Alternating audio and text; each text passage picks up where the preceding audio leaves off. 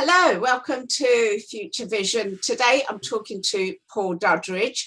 I've known Paul a long, long time. So let me tell you, I wanted Paul on here because he's really good at anticipating the future, which is obviously what I'm all about.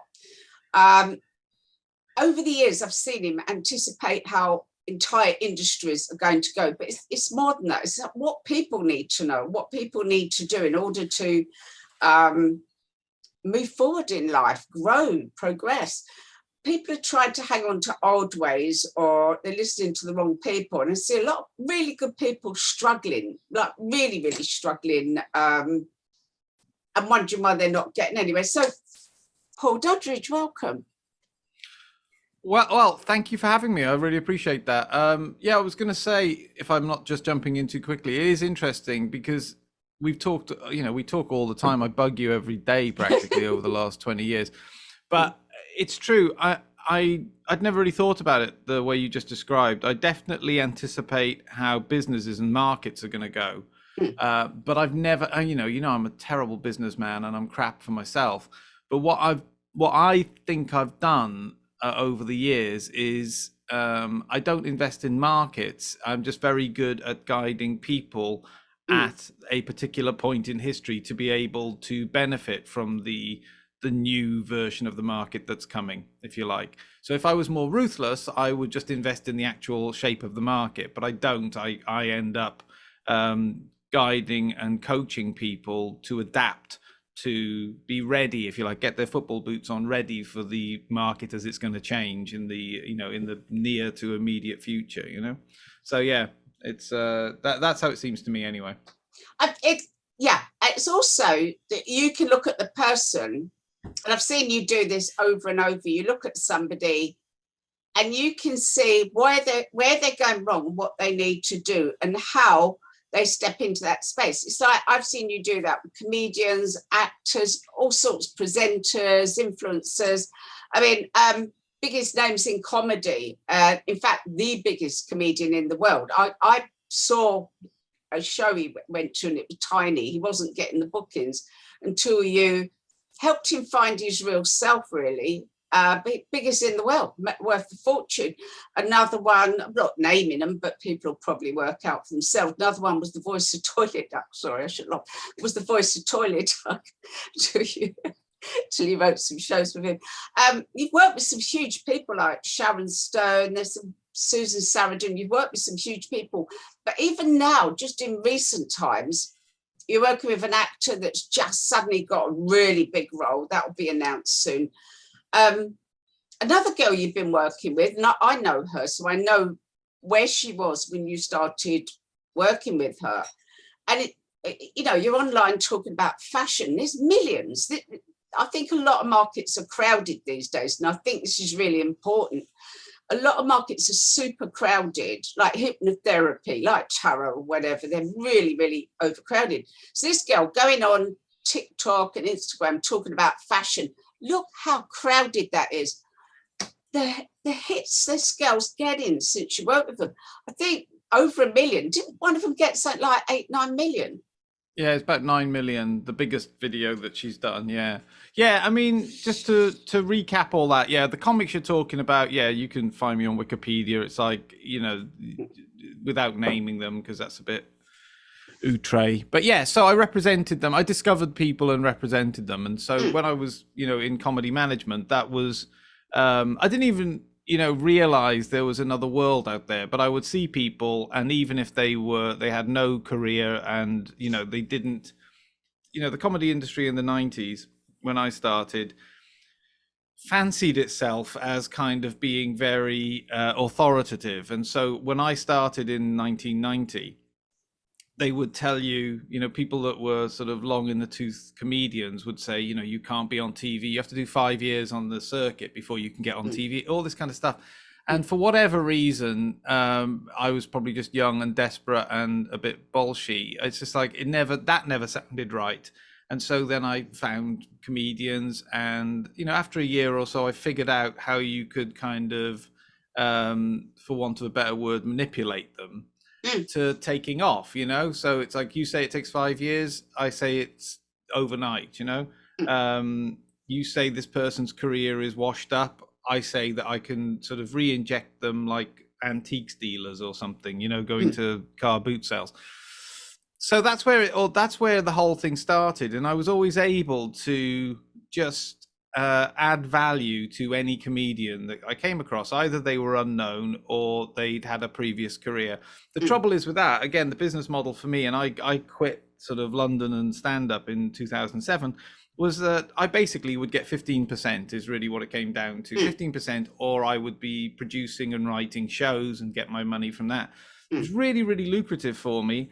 The trouble is, it's like you get into this culture in representation where, you know, you get your 15%, but you start off with somebody you've never heard of with no power, who's grateful to be represented by you, and they give you 15%. You start creating people who are sort of household names on TV, and they can quit any time and get somebody else to represent them. You've already created the brand, and at that point, you don't have any leverage. So I always describe it as I went from, you know, the trouble with management and what I was doing, which was creating people from scratch, was you go from being, I went from being the architect of the building to be, when it was built and, you know, massive and everything was rented out, then I would become the janitor.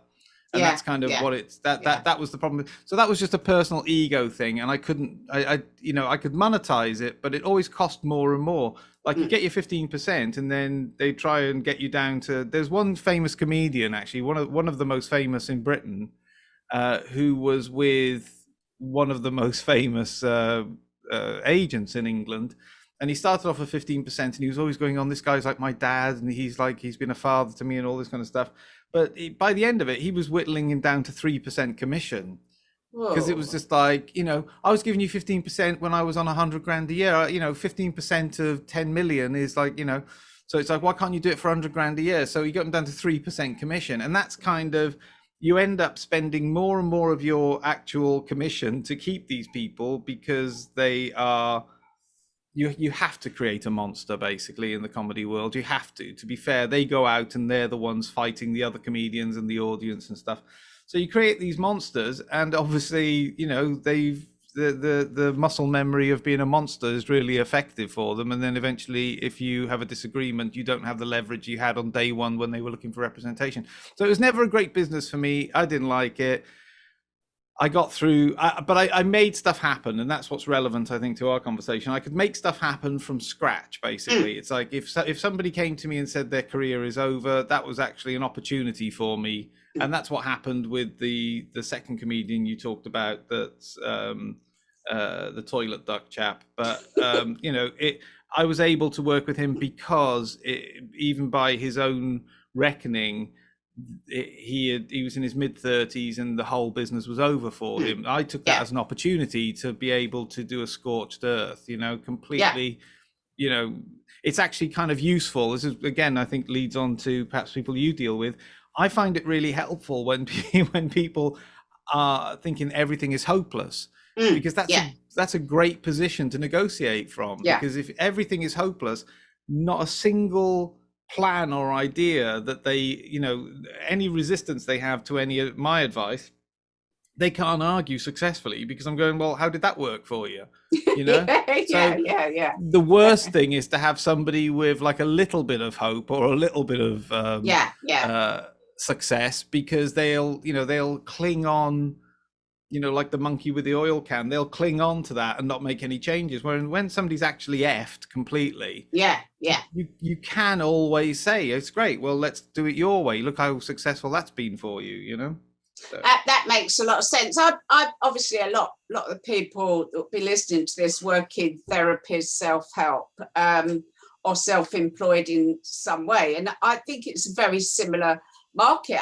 What happens with therapists, they work really, really hard. A lot of them are brilliant at what they do. They're great with people, but they're not where they want to be. And I think it's a number of reasons. I think one, it's a very overcrowded market. There's way too many people. So you have to be different from the others. Now, I managed to do that with what I do. Like, obviously, initially was best known for reading cards. I set myself apart from everybody. And I made sure I did, and that was about taking myself seriously. But a lot of the therapists bogged down. It's quite an aggressive industry, which it's surprising to people, but they're quite aggressive. You know, they get attacked or people are quite rude or whatever. I've been asking online, so ask them what holds you back. And a lot mention things to do. They didn't directly say confidence, but, oh, you know, I've got to get myself out there. I feel myself holding back, you know, oh, I'm not comfortable on camera, blah, blah, blah, blah, blah. A lot of it, the confidence thing, marketing, and technology. So they spend a lot of time doing the pretty stuff. When I talk to therapists, they always tell me, I'm just redoing my website. Always redoing their websites. Oh, yeah. Go and play with. And I go, stop. Nobody cares about your website.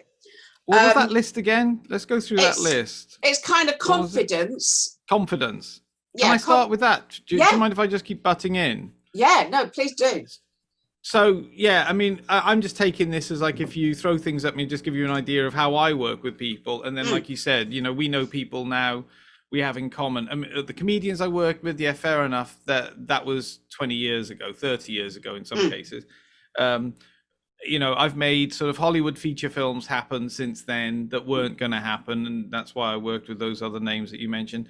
But then, you know, recently when I've really sort of doubled down and gone into the coaching business myself and trying to find a business model that works where I'm not representing people, but can sort of create careers from scratch, that we're actually having sort of, you know, touch wood, hit after hit. But so the first one for me, confidence, I actually, everybody arrives at my door thinking that what I'm saying is that they need to be more confident. I don't know why you can be confident and wrong and broke. So I don't understand. That's true.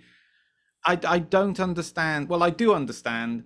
It is an easy buzzword and it's an umbrella term. And for me, it's meaningless. Some of the most unsuccessful people I've ever met have been really confident, but they're crap. Yeah. Totally overrated. I go for humility. Humility is more important to me than confidence, because I think that confidence, look, with any client, if what they're doing is working, then perfect. We don't need to discuss it. I'm not judging people, you know. It's just like we know there are very successful people, and we've come across them who lack confidence. But they might have good judgment, they might have good taste.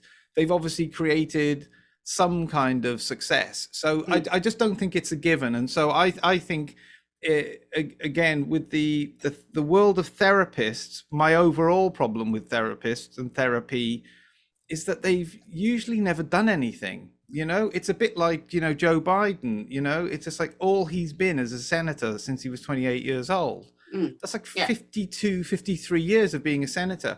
You'd have no idea at all about how to make money in the real world. So again, I come at this being really reductive and really reducing the business down to its component parts, because I come from show business. I come from making money in show business and having to make my clients money and pay an ever increasing staff. And you know, it used to cost me, when I left in 2007, it was costing me £22,000 a month just to open the doors, you know. So I had to make minimum £22,000 a month commission to be able to just pay the bills and the heat and light and the offices and stuff.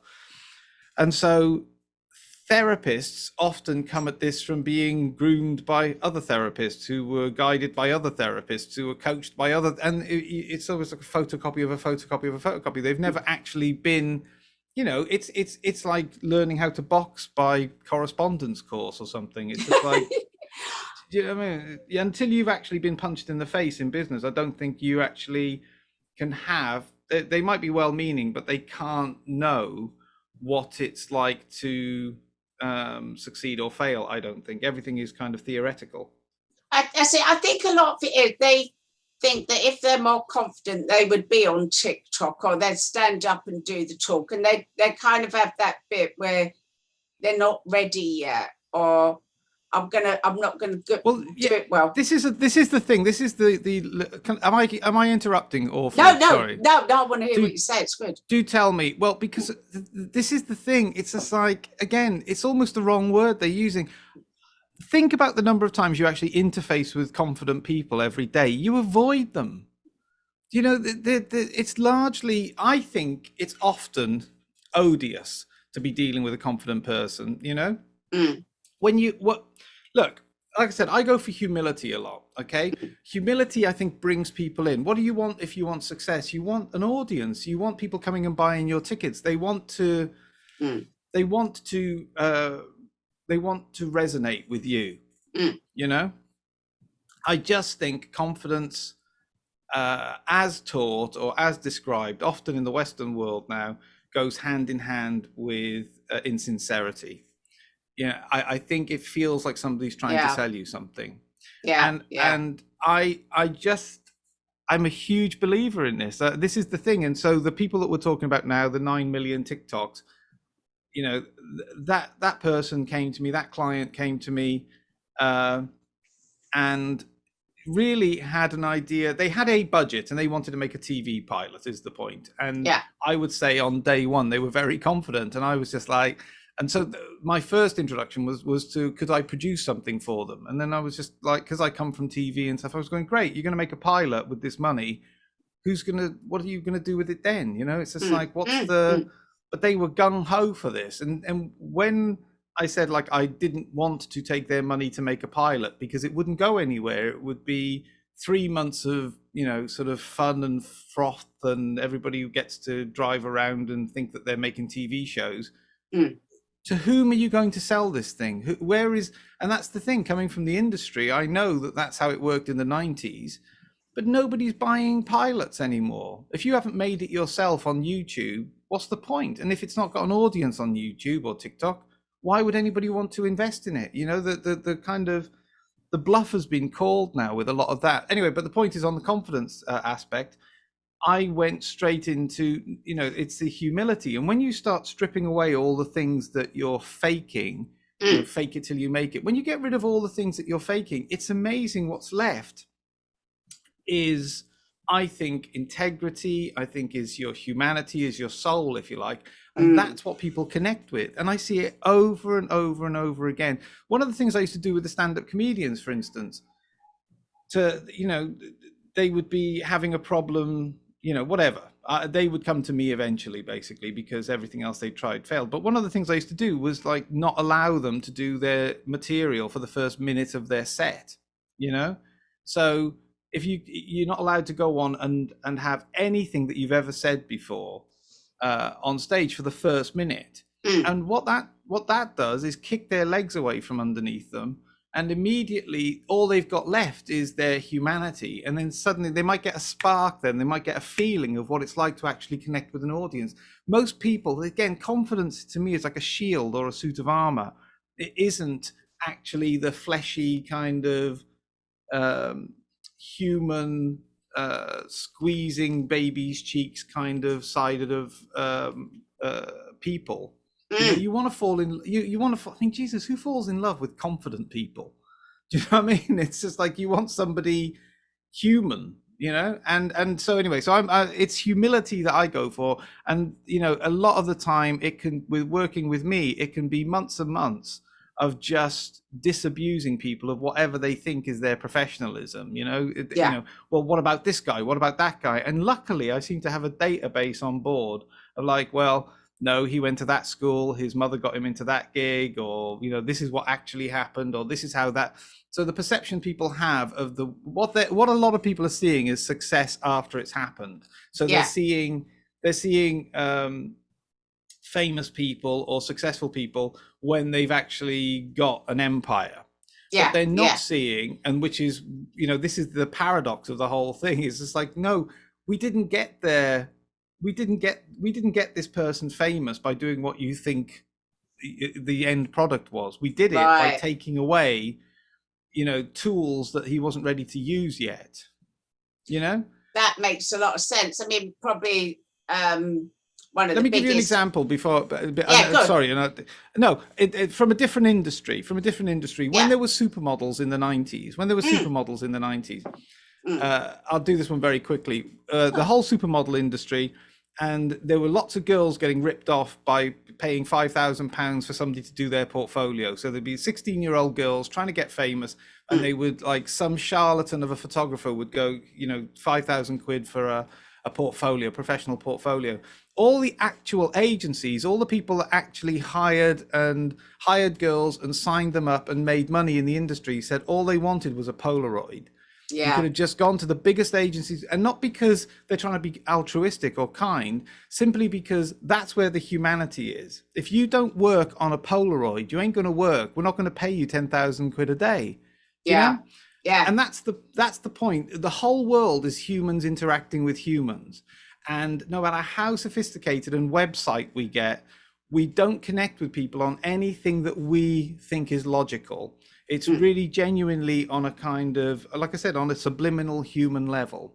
And that's what I'm worried about with, I'm not going to say confidence again, but what I'm worried about with the other approach, the slick tech approach or whatever, is that, you know, after the novelty's worn off, everybody calls BS on it. Everybody's got a website now. Everybody's got a Facebook account.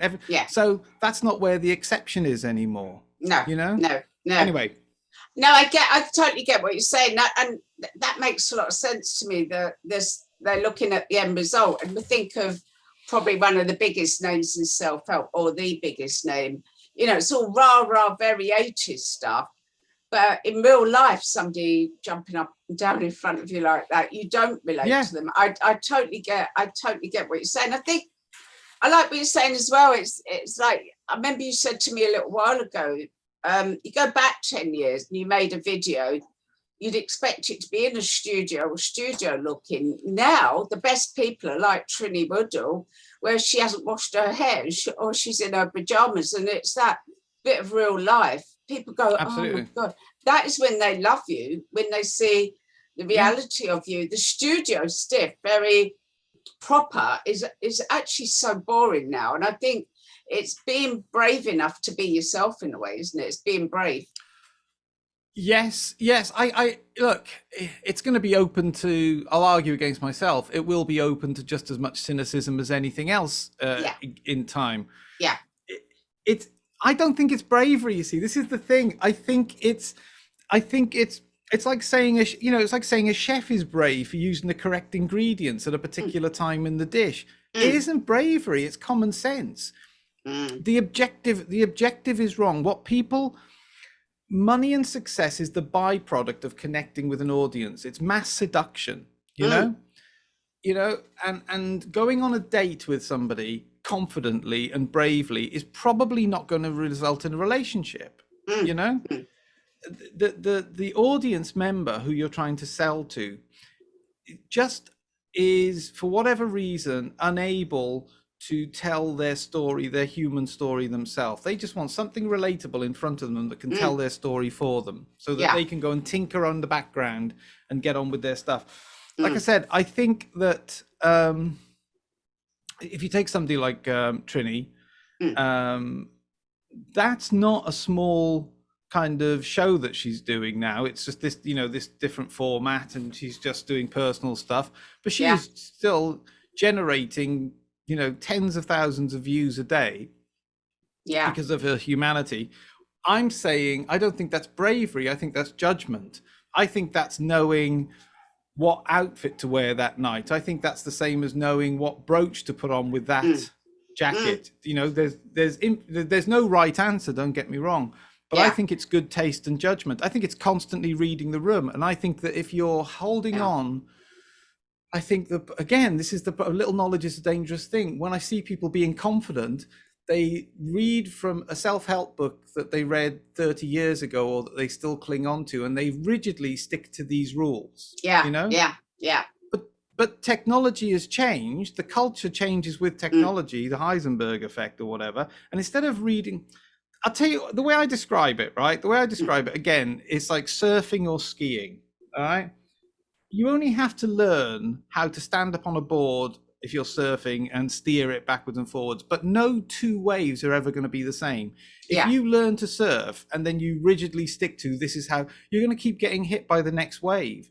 It's not about learning how waves operate, it's learning how the board operates and how you don't fall over on it. And after that, you can just, as everything in life, you can stand feet shoulder width apart and read any kind of tide that you care to go on, or any mountain. You know, in the whole history of skiing, in the whole history of surfing, there have never been two identical runs ever. Yeah, yeah. You know, and I so like it's that. learning how. Yeah, so it's reading the room. It's not about reading the room. you. It's not about you. It's about what's going on around you. Yeah, I get that. That's really interesting. And I spend my life disabusing people of what they think is all this technical stuff that they know. So I'm saying if somebody is coaching you and they haven't filled fucking Wembley Stadium, then I'm not knocking them. I'm just going like, they haven't read the room either. Some people have filled Wembley Stadium. I'm interested in what they've got to say. Yeah. And the people that fill Wembley Stadium are often saying, I don't know, I just leave myself open. The massively successful people are often the ones going, don't know, you know? Yeah. Because how can you know what the next wave is going to look like? Yeah. You know? Yeah. And that's why I'm saying what Trini does for me that's really impressive, and I'm not involved with her at all, but you brought her up, is just like, she's just reading the room. You know, she was a posh gal and then managed to get herself, when newspapers were a thing, Trini and Susanna got into newspapers. I think it was the Times or the Telegraph. They did their column, you know? Right. Yeah. And then this was, you know, late 90s. Yeah. You know, they translated their posh gal stuff into, that'll be a wheeze, and the BBC were buying stuff like that, so they get that show. They create a whole phenomenon with that, and then when the industry now, in the meantime, they've tinkered around with it. They did like a fake reality show that didn't quite work out. They tried that online. Yeah. What Trini's found is that just her, just a camera, just this kind of production value. Does actually fit. And so she's prepared to constantly read the room. Other people, other competitors of hers, are sticking to some rigid kind of playbook that they read in a self-help book 30 years ago that possibly was relevant then, but it's mad that it would be now, you know? Yeah, no, absolutely. I love that. And yeah, it's about, there's two therapists not far from where I live. One of them gets hordes of clients, really busy. The other one doesn't. The one that doesn't is always boasting and talking about herself. The other one's just got this warmth. And there's this big difference. The one that's always boasting and full of herself, and I've had my hair extensions and da-da-da. People just turn away and they all look at the one that's just warm. She's just got this warmth to her. She just, and the other one's going, but I've had my hair extension done. How can they go to her when she hasn't? And you go, yeah, people don't care. No. People don't care. People don't care. No. They don't care what I've done. My clients that come to me, they want to know about themselves and what I can do for them. So, but why is it people think they got to have the technology bit is one of the things that people say holds them back.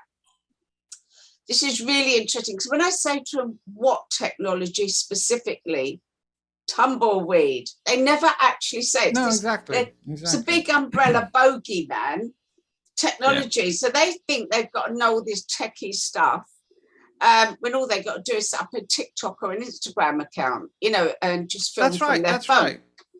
Yeah. On a very prosaic level, there's lots of easily accessible technology. Yeah. But also, as I said, if I'm not successful, this is why I love humility. I just wouldn't believe a word I say. If stuff's not working, I don't even believe me. So if I'm a failure and I'm coming up with, it's my technology that's wrong, you've got to treat yourself like a third party coming in and saying it's technology. Then you have to ask that person, based on what experience are they making that assessment? Yeah. You know? Yeah. Why would it? It's like, look, cream rises is the point, all right? I don't care what the set of circumstances are. Look at that kid on TikTok, that Italian. I think he was like, I don't know. I think he was in his teens when he started, but he's an Italian kid, and he just did. People would do sort of like tips and self-help on TikTok. And then he would, or, you know, just I don't know, crazy tricks. I can't remember the kid's name. But anyway, you can find him, bigger star on TikTok. And for a while he's just this Italian kid. And he would just, somebody would do a time-saving trick on TikTok and the video would go viral. And then him with his face would just kind of, he just had this sort of, sort of blank expression on his face, he would do the say he would do the alternate, like, why bother kind of thing. I will do, this is not, I don't need to go to all that trouble to fry an egg kind of thing. So it would just be like, and then he would point to the results of what he'd done. But this guy became huge, just like huge, I mean, we talk about 9 million on one of my clients' videos. I mean, this guy's getting like 100 millions and stuff on every video. But the point is, what he was working with, the constants in his life was himself, his point of view, and his phone. That was it. Yeah. And he managed to change the world with that. Oh my God. I suppose what I'm trying to say clumsily is I spend my life getting people to get rid of the things they think they know. Yeah. The absolutes they think they know. They might have been relevant once. I don't care. If something works, brilliant. But people will not get rid of things that don't work because they read it in an effing book 30 years ago. And it's like, it is. I've got somebody yesterday wanting to finance a film, so, I've ended up in Hollywood making sort of, films to varying degrees of success. And because I did this film like 7-8 years ago, I had somebody come on yesterday who was like, we've got the first 500,000 in. Do you want to? And I was like, that ship sailed, mate. That ship sailed. We can't do a film that way anymore because after the film I made, it was sold on iTunes. And that's what my, it was just like get massive names, sell it on iTunes, and it worked. Who the hell buys films on iTunes anymore? It's all Netflix now. That's what's happened in the last 8 years. So you can't now guarantee a financial return on any movie. Why is every movie being turned into a musical? Because you can charge 100 quid a ticket for a musical, and you can't. So why is Back to the Future now a musical in the West End when it was actually just earning money? Up until about 5 years ago, it was a constant earner. It ain't anymore, because who on earth pays for movies? What they do is buy a subscription, and that subscription pays like 6 cents every time you watch Back to the Future or whatever. When the business model changes, when the delivery system changes, that's when the whole culture changes. And that's why it's embarrassing to see people clinging on to like a 90s culture of trying to make pilots and pitch it. To whom? You can go straight to the market now, and the market will tell you whether it's connecting with you or not, and so I spend most of my life challenging and disabusing people of notions or their theories on how the world works. Because the minute, figuratively, if I get rid of all that weight that they're carrying, the cream rises. Whatever it is you are is interesting. Everybody is really interesting. It's not the content of what you're saying, it's the fact that you are brave enough to say it. I use the word brave. It's not brave. It's the fact that you will say it and you are resonating honestly. People look, why have people like Farage done so well? Why have people like Trump done so well? At no point do I doubt either of those guys. Every time somebody online is slagging off Farage or whatever, it's like, they're calling him a liar and a cheat and stuff. It's like all those things he definitely isn't. You might not like him, but he rings like a bell, and cream rises. That's the the recurring theme. I really get what you're saying. These are things that I think people say are held back, and I still struggle with the thing of I want a TV show. I've still got that in my head. I've moaned at you loads of times. I want a TV show, but it isn't the thing that does it these days. When I look at the people that are huge, it isn't. It isn't. The other thing is, people... No, I'll argue with myself. Myself. No, there are still TV shows, obviously. Okay, there are still people making fortunes in television. There is. Okay. Yeah. The point is, the route to get to that pinnacle has changed or varied or expanded. Yeah. That's my point. It's just like, I don't, Trini could easily end up back with a TV show. That little Italian kid could end up with a TV show. I'm not saying that these things are closed. What I'm saying is that people are clinging on to their routes to market, Yeah. Well, and that's my take. Well, they think they're going to get discovered and have the TV show, as opposed to go out and do brilliant, amazing things and be yourself. And build a big audience, then you get the TV show. The route's different. It is a different way round. The route's different. There used to be there's an old trope. I remember when I was growing up, I used to read about, like, in the 50s, probably the 40s and 50s, kids got discovered in the drugstore.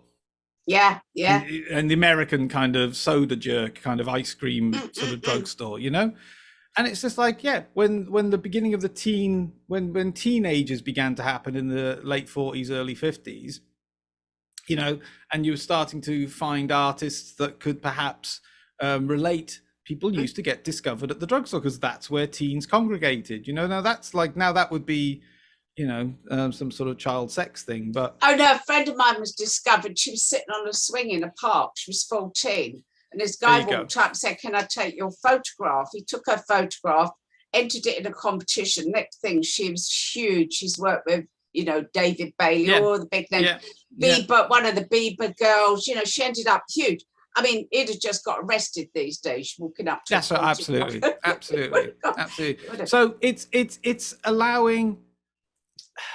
See, I think rich people, very rich people, I've got a big chip on my shoulder about class. I think the reason that very rich people send their kids to places like Eton and Gordonstoun is because they want them to have a tough time and weirdly have the artifice kicked out of them. You know, I think scummy people from my background, white working class, black working class, whatever, you're always trying to pretend to be something better than you are. Yeah. You know? Yeah. Whereas stupidly rich people who actually own the world and own the country, they play down any of their wealth or ostentation. Yeah. You know? Yeah. You give me 500 quid, I will show you where I've spent it immediately because I'm white trash. Yeah. You know? Yeah. Same as me. Absolutely. And very, very, very genuinely powerful people do the opposite. They're very diffident. They've got the same, you know, Prince Charles wears the same. I'm obsessed with his grey suit and overcoat. He's got this suit and overcoat that he's had probably for 40 years, you know. But it's that different culture that they don't feel the need to add any more artifice, if you like. And I think that if you're at the bottom of the ladder, people like me, the natural instinct is to go and buy personality off the shelf, go and buy traits off the shelf. And it's just like, no, God, I really, really like it when people will just truly back themselves, because it's the act of being oneself is in and of itself interesting in the marketplace. Because to your point earlier, there's millions of these people out there now. Everybody's got a website, everybody's got an Instagram account. Yeah. So everybody's evened up now, unless you were the first Instagram account, or unless you created MySpace, you know, it's just like, it's unlikely that you're going to stand out anymore. I'm on Facebook. Really, who isn't on Facebook? It's like everybody, you know. Yeah. The way to stand out, it's the old, it's just the old sort of, well, there's two versions of it, you know. It's Coco Chanel's fantastic thing. But I'm just a big believer in, if skirts are long this year, what should you invest in? You know, it's like short skirts. It's going to be next year that, you know, the trend will change. If everybody is online and visible and available and making 80s style pop videos, on the most crass level, do the opposite. Yeah. You know, just stand out, to stand out. Yeah. If you stand out actually truly as yourself organically, that can have a huge impact. But yeah, the Coco Chanel's thing was before you leave the house, look in the mirror, and the first thing you see, take off. And I really like that. I just that really resonates with me, because it's just like, that's where the ostentation comes from. That's where the extra bit of bling that you think, you know. Whereas if you are women should be classy and fabulous, I think was her line. But that little eye-catching thing that you think you've done to attract attention, it's just like, it might actually be almost blinding and off-putting, you know. You've got to let people come to you, and they will. People will. Everybody's as weird and effed up as I am. Probably you are. Probably everybody else is. I think the human condition is the universal. We're not looking for confident people. We're looking for somebody that we relate to. We want to fall into somebody we trust. Yeah. And yet Yeah. the advice out there is to act like some sort of circus barker, and it's not true. It's not what you do every single day. And like I'm saying, I think that humility, and then I'd go into things like integrity, I would go into honesty, etc. I don't believe in confessional honesty. I don't think you need to tell everybody your life story all the time. But I do think you need to the number of times I've worked with people whose first instinct was to do something frankly dishonest, and I've just gone like, no, just pay back you've been overpaid $1,000, just give it back, and doing stuff like that has ended up with them being given the keys to the Jag, basically, Yeah. I hold you back. I love this. This really does make a lot of sense to me. And the other thing people constantly mention is marketing, and they spend thousands, and it's, as you're saying, off the shelf, pay $3,000 off the shelf, take some course. I nearly said epoxy course, but I just said course.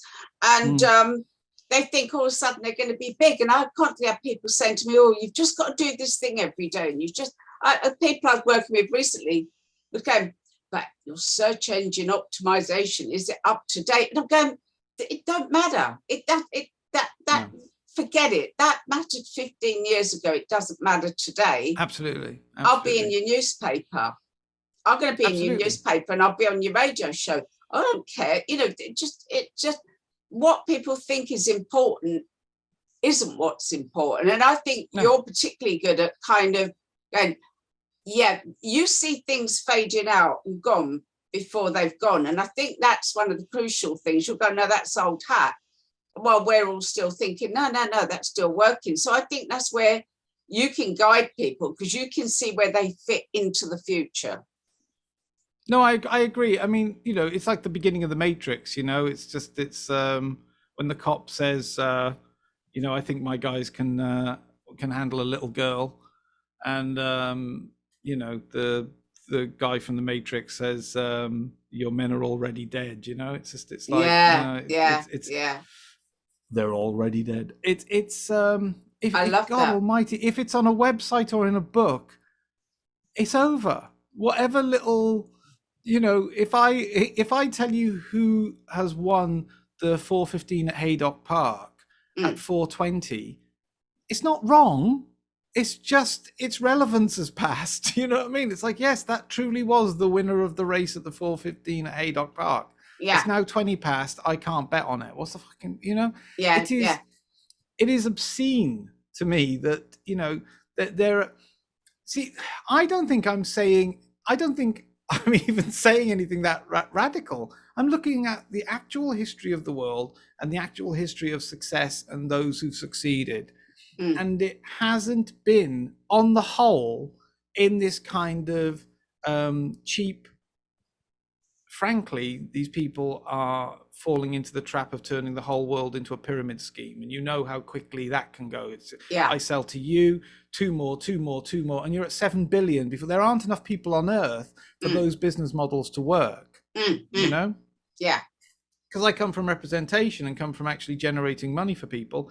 I want a real pound, shillings, and pence answer at the end of it. I need people to make money, to actually make money, not to be fated in a room full of 300 people at a seminar. They are the star of the seminar. Who gives a fuck? Do you know what I mean? There's only one guy making money at that seminar. You know what I mean? The other 300 schmucks ain't making money from it. That's true. But you've paid for a ticket, or you've bought their technologies because you relate to them. Yeah. And it's just like, I don't have to teach anybody anything. I suppose that's the other thing. I don't teach anybody anything. I disabuse them of whatever they think they know, because it's usually the thing that's holding them back. Yeah. But the whole sort of marketing thing just falls down on day one for me. Just simply because of things we've talked about, like TikTok and Instagram and all that kind of stuff. It's if those things are readily available, what do they say? If the product is free, if the product is free, you are the product. So if you get something for free, you're not the customer, you're the product. Right. So if you can if you can get an account on Instagram, or if you get an account on Facebook or whatever, it's you that's wanted, and it's so that we can all, I've got 7,000 followers. and that and 50 cents gets you a cup of coffee. How much money are you making from that? Yeah. You know? Yeah. I was going to say, there's been a couple of people recently that we're both aware of who've come to me, and they came, I think both of them came from a more kind of traditional help background or whatever. And neither of them signed up with me. I've had other clients that have come recently, but those two came back to back and didn't sign with me because when they said, "What are we going to do? What's your strategy? What's your plan?" I was just like, "I don't know. I have no idea." You know? Yeah. They want a one size fits all plan. Yeah. They're still, and I honestly would bite off the hand of anybody that tells me they don't know. I love that. You know what I mean? Yeah. I'm very, very suspicious of anybody saying, because it's about $3,000, and then we do this marketing, and it's marketing, and what we do, we market it. Oh, and a funnel. Don't forget the bloody funnel. We've got a funnel. You've got to do and I'm just going, where are the fucking mansions? And there's definitely somebody that's made money from it. But it's a pyramid scheme. Of course, it's an effing pyramid scheme. Yeah. And I know so many odd rich people, even in the world of self-help, that, like I said, I work on a very kind of, I don't have that many clients, but I charge the ones I have a lot of money, you know? Yeah. For a twofold reason, partly because emotionally it's kind of like really intense for me because I'm dealing with somebody's life like I was their agent. Yeah. But also it whittles down and weeds out rather the people that just want to get a quick injection. They want to get a quick sugar rush for 3 months and think that something's going to happen for them. Yeah. You know? Yeah. And it's like, I'm not Center Parks. You know what I mean? I'm not trying to give you a buzz. Yeah. I'm trying to say, if I teach you the way I think the world actually works, and everything I do, I don't produce any sort of stupid manuals full of like diagrams and stuff. Yeah. Go and look at the world the way I describe it, and I'm right. And people try and challenge me, and they come back, and I'm right. You know, look at the history of the people actually succeeding. And then once I get people online, if you like, once I get people, and I mean it in the sort of emotional sense, once I get them seeing the world through my eyes, they succeed. People aren't stupid, you know. This is what annoys me. It's like, again, the people that we've dealt with and you deal with, and people that we don't know, and you know, each other's clients always. They're not stupid people. If they've been told the wrong vocabulary for a country, they're not stupid, but they're speaking Portuguese and not Spanish. Yeah. You know. Yeah. If you teach them the actual way the world works, and I'm a big believer in, like I said, humility and respect, etc., and walking away and all that kind of crap. You know, I'm not trying to trick anybody. Oh, by the way, whatever it is you're selling has to be good. You can't be a con man. Yeah. You know, you've got to actually be able to do the thing. If you're a cameraman, I want the images in focus. You know. Yeah. So as long as you're not ripping anybody off. Standing still and letting people come to you will definitely happen at its very simplest form. That will definitely happen. It will bring people in, even if they've gone to your competitors twice and been burned. They will eventually come to you. You know. Yeah. Anyway, what I was going to say is I charge a lot of money, and like I said, there's a few other people I know who aren't like the hot names, but they're like they're doing like 50 grand a year, but generating their clients like $1 million a year, you know, per client kind of thing. Yeah. So, and we know those a few of those people, and it's just like, it's amazing how you know, it's like the bass player from Queen or whatever. It's like there's a bunch of understated people out there that are just quietly chunking away a lot of money because they're having sensible talks with sensible people, and it all feels like it's in safe hands. A lot of this self-help space for me just feels like a teen disco. Do you know what I mean? It's really creepy guys dealing with innocent people that really shouldn't be out without parental supervision. You know what I mean? It's like, yeah, we're going to do this thing. It's like, nothing's going to come of it. Nothing can come of it. It is a pyramid scheme, you know? A lot of it is playing. I've tested it out. I've put online, I'm going to do a free 1-hour webinar, and I'm going to teach you rainbow unicorn healing, and I'm flooded. I can't move. If I say, let's talk about your business and what the bits you might not want to do but you need to do, tumbleweed. And you can test it out. I post things up, and I'm very interested on the ones I get a huge response to, and the ones where it suddenly stops in their tracks, because that is the bit. As soon as people are playing, they play, I'm going to go on that next course. Oh, I put more stuff on social media. Oh, I put him right about vaccines. Oh, I told him. And you've got this all day long, but their careers aren't moving forward. And I'd sometimes say to people, supposing you're exactly the same in 10 years' time, and you see the colour go out their face, they stop. But their careers will be. Most therapists are not going to do well. 100%. Because they're going to play and pay $3,000 to some bloke, as you say, lines his back pocket. He doesn't teach anything that works, doesn't. And build you a funnel. They'll get their team in to build you a funnel. And I love the funnels. They drive me funnels are brilliant. Mad. Oh, I know, it's hilarious. Oh, you get these hideous, corny emails from their funnel. So I love this. I was just going to say, sorry, to your point then, I was going to say a line I often use with people. I mean, obviously I'm in Los Angeles, so I'm predominantly working with like actors and actresses, you know? Yeah. And a line that comes up a lot when I'm dealing with them is like, do you want to be an actor or do you want to say you're an actor? And that's, I think, what you're talking about there. People want to walk around with big folders saying that they're doing a marketing thing. It's no, sell something, make money. I want you to actually succeed. I want you to take part in the world. But that's the big one, you know, that's often a recurring theme. It's like, do you want to actually do this, or do you want to say you're doing it, which are two different things. Oh yeah, the self-published authors are the same. I'm an author. They always put their book in some obscure category on Amazon and go, it's gone to number one. Right. Under tap dancing elephants, you know, under tap dancing elephants, and it's not. So it's just like, start taking yourself seriously. Well, look at talking about the tech and the marketing, and I know he's coming in for some criticism at the moment, but the go-to always with this discussion has to be Bill Murray. You know, like Bill Murray doesn't even have an agent. And you have to phone a free phone number. Oh yeah, he's never had an agent. Like you have to phone a free phone number and leave a voicemail message if you want to book him. And if he's passing the phone at that time, he'll pick it up. It's like, no, the trick is ultimately to life. It's just to be really, if you've got something, do it, and do it really, really well. Cream rises.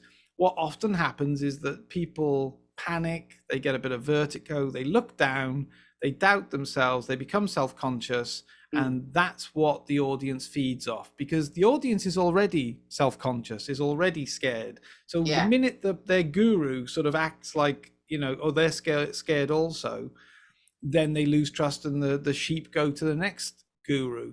Yeah. My point is, it's like, I don't think there's any shame at all in just not knowing. I don't know, but I know how to surf. I know how to ski. And that's the point. It's just like, oh, we'll get there. We'll absolutely get there. But I believe my approach helps you like call out bullshit much more quickly, and means that you don't go down. So this guy is just texting me now during this talk.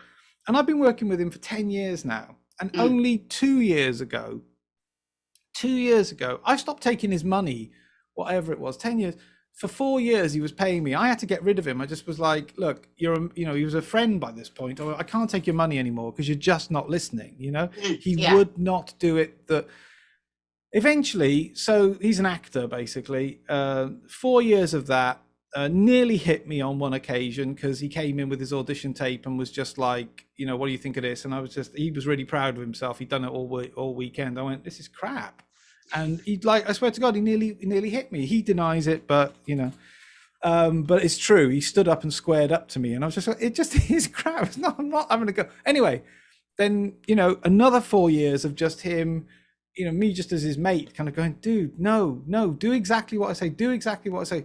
2 years ago, he just one day did exactly what I said. Now, and I swear to God, this year he's booked 6 network TV shows. Okay.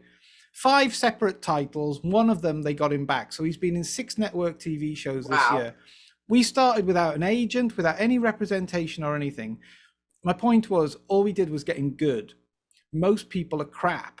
That's the thing. Most products out there are crap. All we did when he finally listened was just be excellent at it. And the cream rises. you know, he and I are talking about like when he actually is properly famous, which will probably be another year, 18 months. Yeah. When he's actually properly famous, then we're going to go and do this as like a touring seminar thing, because it's like there are so many people in the acting industry, for instance, that just don't think they can catch a break. We did this with no agent. We did it with no representation or anything. Yeah. And now he's, like I said, he's on, you know, 6 of the biggest shows of the year. Not massive in them, but good little roles in every single one, from seemingly nowhere. But it's all based on fixing him, not the relationship with the industry. People always, the world is always panning for gold. It's always looking for a little glint of perfection, you know? Yeah. If you work on your act, if you work on yourself, people will find you, because it's rare, because most of your competitors have gone on a fucking marketing course for $3,000. Yeah, you know? absolutely. Yeah, it's really true. And yeah, I found with the people you coach, when they do what you say, I always say, I just do what you tell me. If they do what you say, they can take years, or they can do it in 3 months. I've watched. Is a great example. She just went, okay, and that's it. All of a sudden, she's on the biggest show in America. She's here, there, everywhere. She's been on Piers Morgan, BBC this morning. She's been everywhere within a very short space of time, after working very, very hard. So it's that stop and listen. It isn't what you expect, because if it's what you expected, you'd already be doing it. That's right. So it's kind of like you say things that sideswipe me at times. And I go, and you will tell me. One thing I like to work with people who just tell me. It's like somebody a little while ago wrote a proposal for a book, and they come back with a couple of criticisms. And the woman was going crazy. She was so angry. I went, oh no, I tell them, bring it on. They know more than me. They're the publishers. They know what's out there. They know where I'm going wrong. No, I welcome that. If you can't have a publisher criticize your book, forget it. Don't even write one. Don't even attempt it. You got, as long as they know what they're talking about. Don't ask your mate. Don't ask your brother-in-law. Ask somebody that knows what they're talking about. Bloody listen, and then you'll see the change. And it probably will be something that doesn't feel right, because it's so different from what you've been doing. You've been doing the same.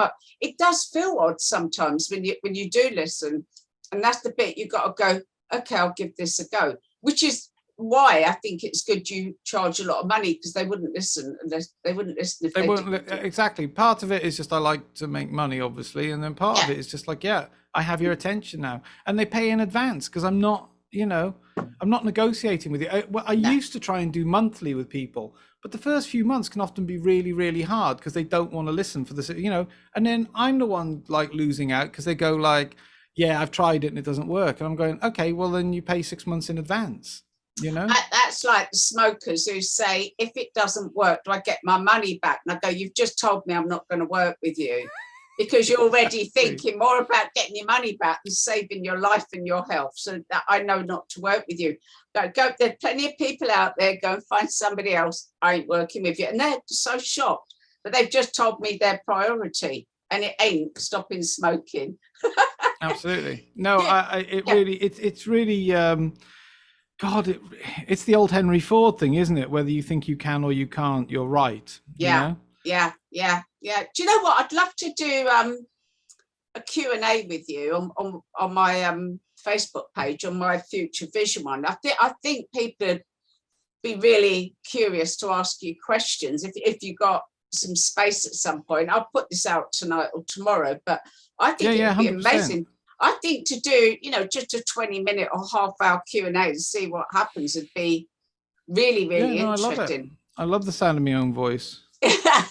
Well, I definitely want to do that. This has been, I want to say thank you. This has been really, really interesting. I hope I think people need to listen to it more than once, quite honestly. I think a lot of people, it'd be good for them to listen to this more than once, because it's different from what you're constantly told and taught. But it is I know it's the right way. I know how many people you've coached and how well they've done. And I mean, I really have seen huge change in people. And and the success. It's not just they've changed. I've seen the results and what's happening. So yeah, we'll set that up. But I just want to say thank you. That was so interesting and so cool.